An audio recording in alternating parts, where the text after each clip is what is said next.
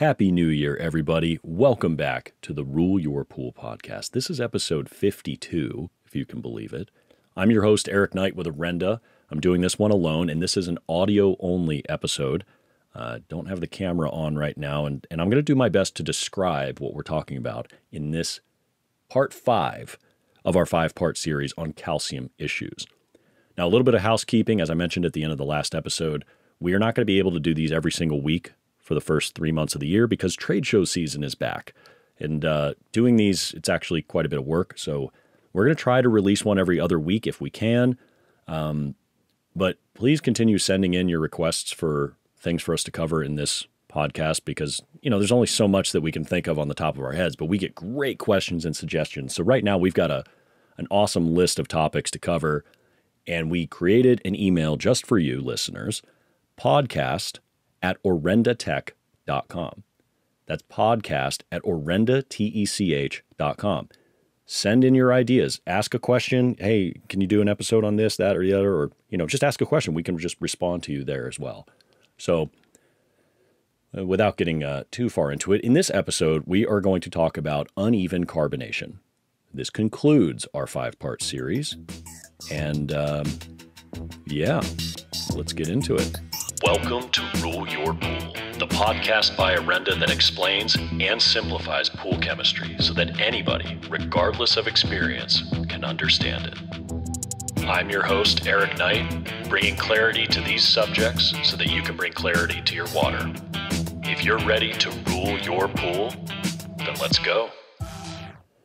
I'm going to start by saying that most of the calls that we get have something to do with this, and most people think that it's scale because it's calcification. It turns white.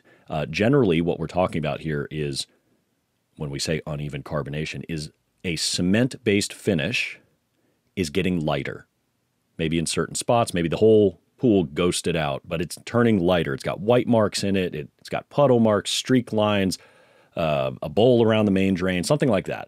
And it's not necessarily looking like scale because, as we discussed, 4 episodes ago when we talked about scale, scale is an oversaturation of calcium carbonate in your water, like having too much sugar in your drink, and it falls out of solution. It comes out of the water and it lands on things. But it always lands in the highest LSI areas first. Generally speaking, that's the highest temperature areas. So it's going to land like in your spa, on the tile line, on the spillway where it's really warm, where the sun can heat up that hot tile line. You're not going to have scale on the floor. You're not going to have it at the bottom of your pool because it's colder down there. And if it were truly scale, it would be happening, elsewhere in your pool, in warmer areas is what I'm getting at. So when we get calls about this, they think, I got scale in the bottom of my pool. I'm like, yeah, okay, probably not scale. Send pictures, and then eventually I get pictures and there's glare on the water and all that stuff. And it's not scale.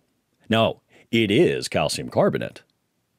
And that's like everything in this 5-part series. They've all been forms of calcium carbonate, but how were they caused?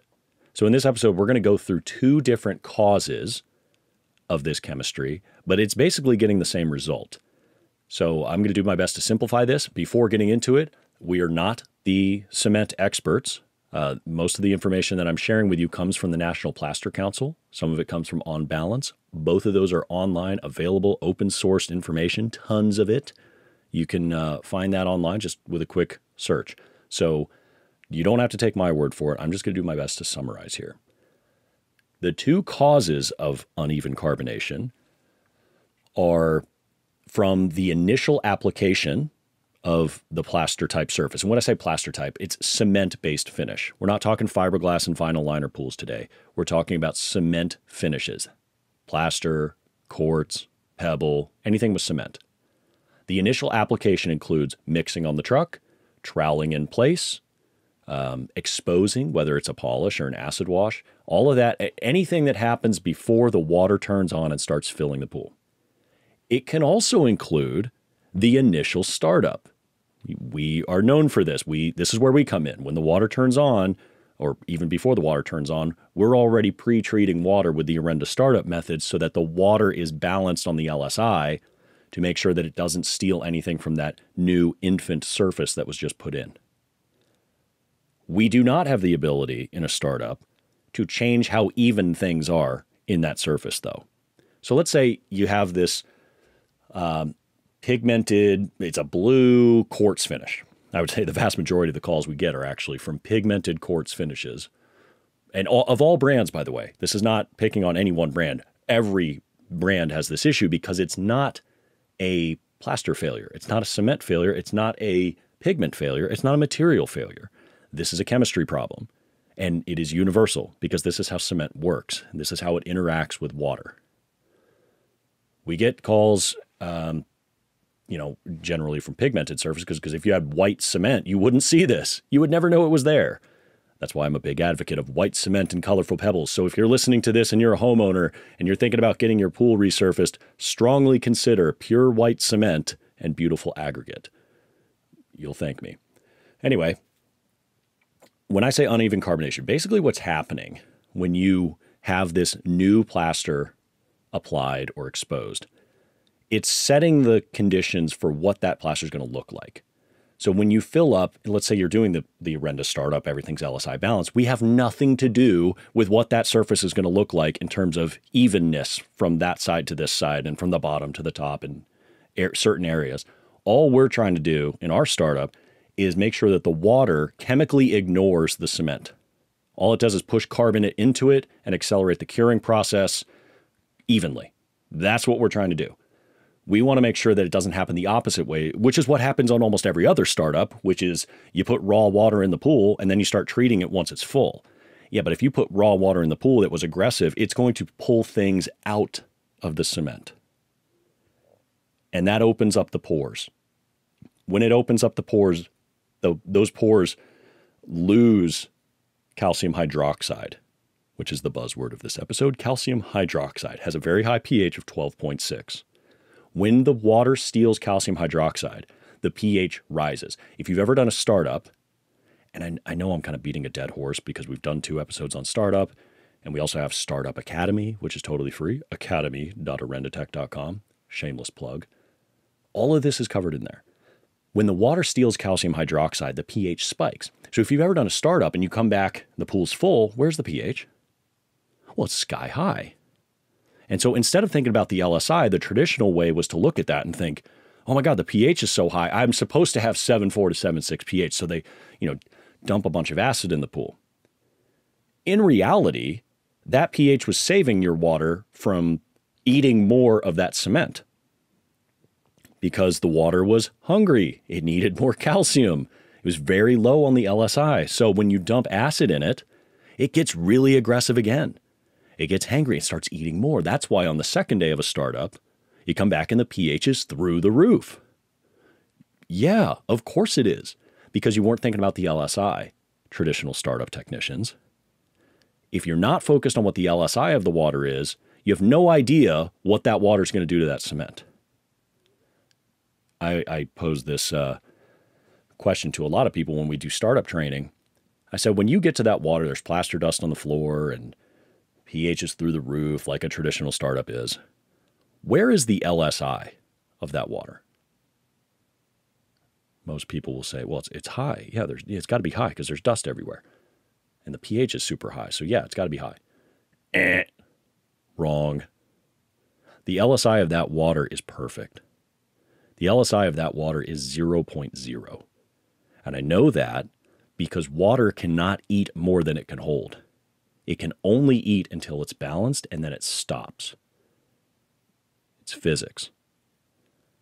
Now, generally, if you were balanced and your pH was below its pH ceiling, the LSI could continue to rise as CO2 leaves. But because of hydroxide, calcium hydroxide, your pH is way over that ceiling already, so it has no mechanism to continue to rise. It stops like a brick wall. You get there and the LSI is perfect. But what do? We see the high pH. We're not thinking about the LSI. We see the dust. Tank the pH with more acid. That's the traditional way. And what it does is it opens up the pores in that cement because as the cement loses volume when it's hydrating, because the hydration process started on the truck, water was mixed into the cement, blah, blah, blah. calcium hydroxide is more soluble and it takes longer to harden. So what it does is it fills in those nooks and crannies and those void spaces and those micro cracks like it's supposed to, and eventually it gets carbonated. And if the water's aggressive, it sucks all that calcium hydroxide out. No, not all of it, but it pulls what it needs, and it pulls it out of the surface. Because hydroxide has a high 12.6 pH, very high 12.6 pH, I should say, the pH of the pool spikes, and that high pH carbonates that hydroxide when it gets out of the surface, creating something called plaster dust. We went over this a few episodes ago, but plaster dust is just carbonated calcium hydroxide that was supposed to carbonate in your cement and reinforce its strength. It was supposed to carbonate and harden inside the pores. But instead, now you have open pores because the hydroxide was stolen. That is what we're talking about today. Now you have open pores that are not full of hydroxides. You have ITZ zones, interfacial transition zones, that basically surround aggregate like pebble and quartz.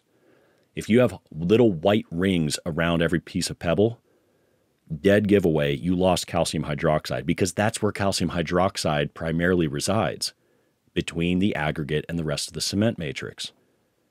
We've gone through this, and again, find it online. There's tons of resources that show this at microscopic levels. We didn't do any of it. We didn't do any of the research. We're just learning from the people who did. So this is known science. This is what happens. The calcium hydroxide is pulled to the surface, and sometimes out of the surface, into the water, so the water can get to LSI balance, because that's all water cares about. It's LSI balance. But if those pores are opened up, they're opened up. And even if you do like a hot start, which is a very common thing when the pool looks like crap, oh, just dump a bunch of acid in it. Yeah, just dump a bunch of acid in it, sure. Make it look really good for now, but 6 months later, a year later, whatever, the same original blemishes come back. That's what we're talking about in this episode. Of course those blemishes are going to come back because the pores were opened up and you never closed them. Now, how it's supposed to work? Again, calcium hydroxide is supposed to fill in those pores and get carbonated from the water in, like cooking a steak without losing the juice. If you lose the hydroxide because the water was aggressive, you're sucking the juice out of the steak, and it's going to get brittle and it's going to be hard to chew, right? So you're losing the juice. You're not searing the steak and holding the juices in. Our startup sears the steak and cooks from the outside in. Traditional startups pull the juice out of the steak, and it leads to these issues. So that's the first of two causes. Uneven carbonation from the application. Now, generally, it's going to be from the exposure in the application, the acid wash. Too much acid in this area versus that area. You can get vertical streak lines. You can get a big bowl at the bottom of the pool if it wasn't neutralized fast enough or it was just too aggressive. We see this all the time. I would say the acid wash process is the make or break part of an application. And I know what plaster applicators hate me saying this, but it's the truth. Almost all the problems that we see come from the acid wash. It's true. It just comes from the acid. You could tell it came from the acid wash because water chemistry cannot decide on, let's say, a vertical streak line, for instance. It cannot decide to make such a defined mark. The water filling the pool can't do that on a vertical line. Are you kidding me? Pools don't fill left to right. They fill from the bottom up. Now, if it's a perfectly horizontal line, now we can talk about chemistry, because that was a moment in time that the chemistry could have changed.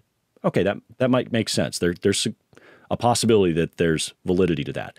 There is no validity to that on a vertical line. That's not how chemistry works. That was clearly from an exposure. Now, it could have been from rain, right? If it's uniformly kind of everywhere vertical lines, and that's an act of God. But again, rain has no calcium in it, so it's LSI aggressive. Not nearly as much as acid, but when we get called to see these things, usually it's from an exposure that was done pretty poorly. Now, there's not much we can do about that. Certainly our startup can't do much about that. But if it's minor, after 30 days and things are curing, you got a fighting chance that that surface can even out, because we're going to pump a bunch of carbonates into it and it's going to cook that steak low and slow, and it could even out. And as we discussed in Startup Academy, our philosophy on it is, even if it looks ugly, cure the ugly cement. Cure under the ugly, because the ugly is only at the surface, pretty much. Usually it's thinner than your fingernail on a half-inch surface. You can always do a no-drain acid wash after 30, 60, 90 days, whatever you're comfortable with, after it cures. But doing it in the first few days is just shooting yourself in the foot. Short-term results for a long-term problem, and it rips the Band-Aid off and opens up those pores, and those marks will come back. They seem to always come back. And I know this because people call us all the time about it. That's not an exaggeration. We get a lot of calls about this. So that's the first of the two causes. The second one is just aggressive water after the fact. Like, it could be a year later, it could be 5 years later, whatever. If the water is aggressive enough, this etching over time dissolves calcium carbonate, meaning the LSI is below 0.3, long enough that it dissolves calcium carbonate, the outermost layer of that steak, that seared, crisp end of the steak, the surface. It starts eating that. The water starts eating away at that carbonate layer. And eventually, it eats enough of it that it finds an uncarbonated area. Maybe it's a thinner part of your plaster. Maybe, it could be perfectly uniform, to be honest. But it usually isn't completely uniform. It kind of looks nebulous, like almost like clouds. It's like a little bit here. It's kind of everywhere, but it's not perfectly uniform, is what I'm saying. It looks kind of like looking at clouds through the reflection of your water, but it's actually on your surface. That, we know, is from aggressive water over time, finding hydroxides behind that carbonate layer a little bit deeper, under your fingernail, so to speak. Under that carbonate layer and a little bit deeper finds hydroxides, pulls those to the surface, high pH, boom, they turn white. Now, it's not as dramatic as plaster dust, but it's the exact same chemistry. Plaster dust just happens in a more aggressive way. It gets pulled out of the surface, turns into dust, and lands back on the surface. And it could readhere, it could kind of look like this, but this can happen on vertical walls. Plaster dust would fall to the floor. Okay? This gets pulled a lot slower, maybe. Slower is probably not the right word, but over time. And usually it's smooth. You don't really feel it. It's not like a calcium nodule that bulges out like a blister or something like that. This is usually smooth to the touch, or pretty smooth to it. If you were closing your eyes, you couldn't tell the difference when you're feeling these areas and others. So it's pulling it to the surface and it's carbonating at the surface, turning pure white. You do this enough around your surface, and if you have a dark surface or French gray or black or midnight blue or whatever, it's going to turn lighter. It's going to get ghosted, or you're going to have these certain areas. And that's really the chemistry we're talking about, pulling hydroxides to the surface, and they carbonate and turn white. They don't have pigment in them. Hydroxides come to the surface without pigment, and they turn white. So that white contrast against a pigmented surface looks pretty bad. Now, as I said before, if you have white rings around your pebble, dead giveaway. Dead giveaway. A lot of this happens in the wintertime when it's really cold. We talked about winter dust a few episodes ago. We talked about crystals. All of this is a very similar chemistry because it's hydroxide loss. This is just a different manifestation of hydroxide loss because in this case, it's just turning white at the surface. Okay? All of it's the same kind of thing. Aggressive water pulling calcium hydroxide out of the cement, and it turns white when it carbonates. That's pretty much it. And we can tell the difference because if I'm looking at a pool and it's, let's say the pool has puddle marks in it. Maybe there's a puddle on the sun shelf or on the step. That could have been from rain. And it'll have like a clearly defined white outline to it if it's a puddle. That could have been from rain, which has, no calcium in it. And that puddle on the sun shelf is pretty high up and you're filling from the bottom and it could take a day to fill that pool. And it's just sitting there etching away and it changes the composition of that surface because it is pulling hydroxides out. It's making that area look clearly different than what's around it. So that contrast makes that puddle mark. But there you go. If it's, a streak line, we talked about that. If it's a puddle at the bottom of the pool, generally, especially if it was from an acid wash, that puddle is going to be kind of squiggly and uneven and kind of messy because the water's moving a lot. Somebody could be wearing boots during the acid wash process, kicking water around it. So it's not going to be like a really smooth, perfect circle. If it is a smooth, perfect circle, it probably happened from the fill because the water line is perfectly smooth as it fills, and the chemistry was changing because the water was hungry when it got in there. Or we've seen this happen too. People will add like a sequestering agent after a foot of water or so, and that changes the chemistry. And then there's like this line where the chemistry changes after that, or it's kind of a gradient and all this stuff. We can tell based on the photos. We do this all the time. Now, we don't want to. We'd rather talk about enzymes and phosphates and things that we do better. But as a result of us understanding this chemistry and explaining it, people come to us and they ask us all these questions. And so we have, oh my gosh, I can't even tell you how many calls we get a year on it because we just don't count anymore. Mainly because we talk about startup a lot. And we generally know what we're looking at. I mean, sometimes it's hard to tell, and we'll be honest about it. We're not going to say it is something if we're not sure, but we try to give the best advice we can, and I want to be very candid about this. There's not always a good answer. It's not always good news when you call us, especially homeowners. When homeowners call us, they're hoping that we're going to like exonerate them or their service company or whatever so that they can get a new surface or they don't have to pay for it fixed. It's not always that simple. Rain can cause these things. It's not like it's a blame game and then we get caught in the middle of an uncomfortable situation because we don't know. We weren't there. You're asking us for our opinion, but we don't know what happened. We don't have the history, but we can tell what the result is. In terms of pointing fingers, it's not a game that we want to be in. We do want to help you get the problem fixed, and you may not like the answer, but it's the best answer that we know of. If SC1000 could fix all these problems, believe me, we would tell you. But it can help with some, but it's not made for undoing this. What you really need to do is get your LSI balanced. And then cleaning it up could be a drain and acid wash correctly. It could be a repolish, and it could be using a diamond pad. If it's only in a small area, get down there with a little handheld diamond pad. Go to work. Just scrape off that carbonation, and the color underneath it is fine. As I said earlier, at least I think I said earlier, this is usually thinner than your fingernail.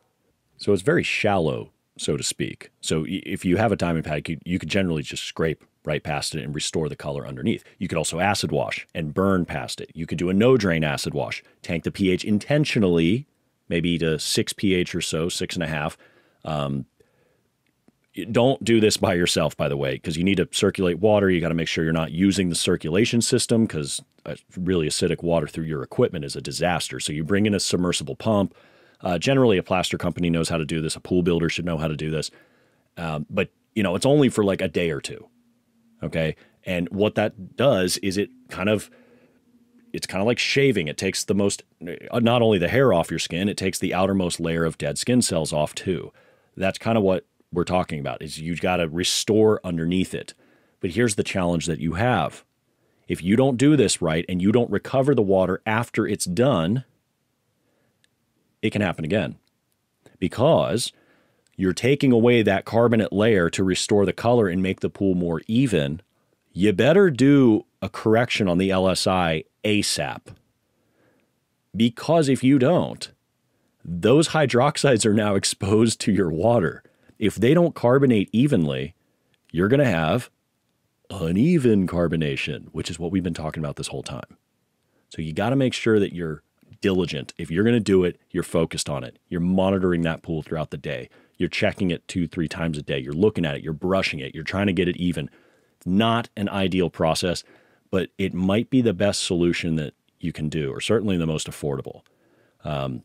Do so with SC1000 in the pool or a sequestering agent of your choice, because as that calcium gets dissolved, SC1000 is going to grab it.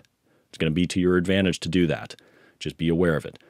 But when we talk about pools like ghosting and turning gray and white over time, it's not usually everywhere, but it can be. And it's going to be some sort of nebulous looking thing. And as I said before, it kind of looks like clouds. That sort of thing, A no-drain acid wash is really good at cleaning up, but you might not have to. Sometimes SC1000 alone, if the water is warm enough, stress warm enough, the warmer the water, the easier this happens. If the water's warm enough, give it 3-4 weeks. It might actually clean up. You don't know. So it's all about LSI balance and then dealing with that carbonation on the surface as necessary. I just want to reiterate because, I don't have a pool myself, but if I'd had one, if I had one, it would be white cement with colored aggregate. Because again, if something happened like this, you won't see it. You'll never see it because it's white on white, and white on white looks white. So you wouldn't know. Now, if it were scale, it would land on those colorful aggregate, and that would discolor, and you'd see stuff because it came from the water and landed on stuff. But this isn't. This is coming out from within. So back to the two causes of this uneven carbonation of pulling hydroxides to the surface. One of the more common etching methods is not diluting acid. We talked about it in a previous episode or 3. And muriatic acid is 18% denser than water. If you don't dilute it, it's going to the bottom. And that's causing a very aggressive LSI area right there. It's going to absolutely dissolve calcium carbonate. It's probably going to find hydroxides. Those hydroxides are going to neutralize the acid, and it's going to come out, it's going to carbonate, and it's going to turn white.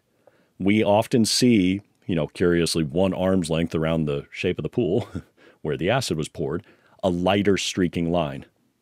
That is not uncommon because the acid did that. It forced a rebound. You put very aggressive acid down there, it rebounded, and you actually have carbonation, which looks like scale. And it can actually scale on top of pebbles. It can. But it didn't come from the water and land on just those pebbles.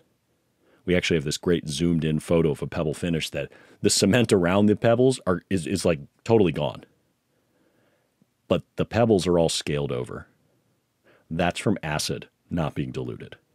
So that's one example of etching. The other one is in high cyanuric acid pools, especially like trichlor pools, especially if there's an auto cover.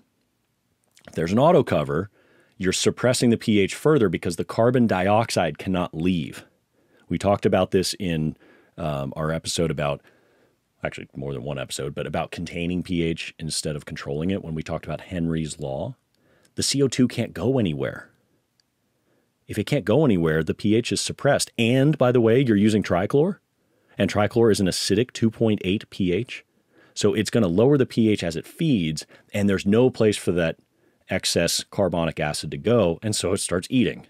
That's what happens. And we see that. I mean, it can just murder a surface. I mean, it looks horrible.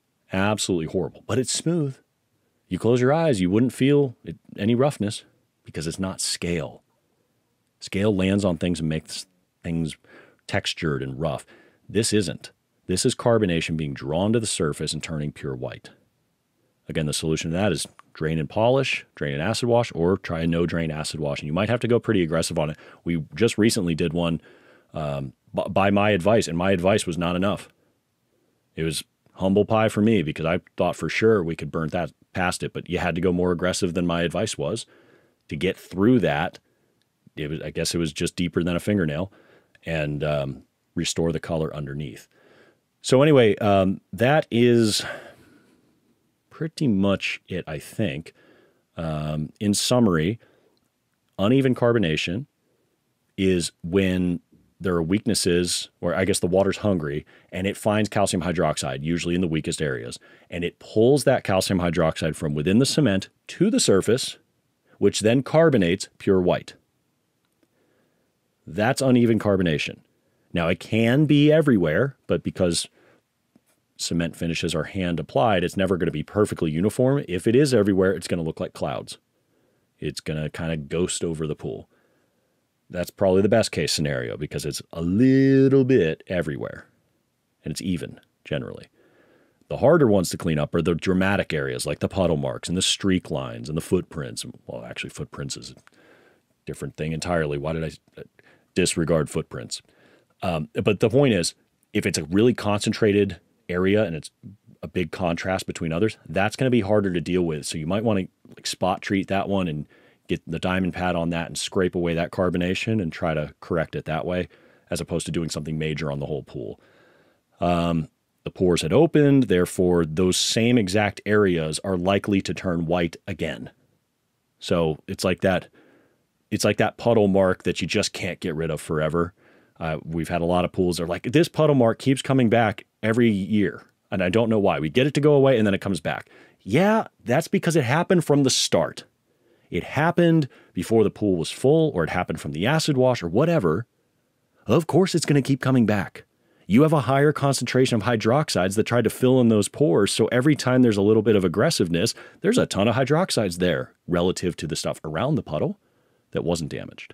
So it makes sense to us. Again, if you have these issues, you think, and your pool surface looks like crap and you want to see what it is, feel free to email us photos at podcast@orendatech.com. I'm your host, Eric Knight. This has been episode 52 of the Rule Your Pool podcast. Again, have a happy new year. And we look forward to trying to do this every 2 weeks. We do have fun doing the podcast, and thank you for listening. Thank you for listening to Rule Your Pool, a podcast by Orenda Technologies. For more information on what we discussed in this week's episode, check the links in the description or visit www.orendatech.com. I hope you find this show valuable enough that you tap that subscribe button and share it with your friends. You can also like us on Facebook and social media. And with our help, you'll be able to rule your pool without over-treating it with chemicals and wasting money. I'll see you next episode.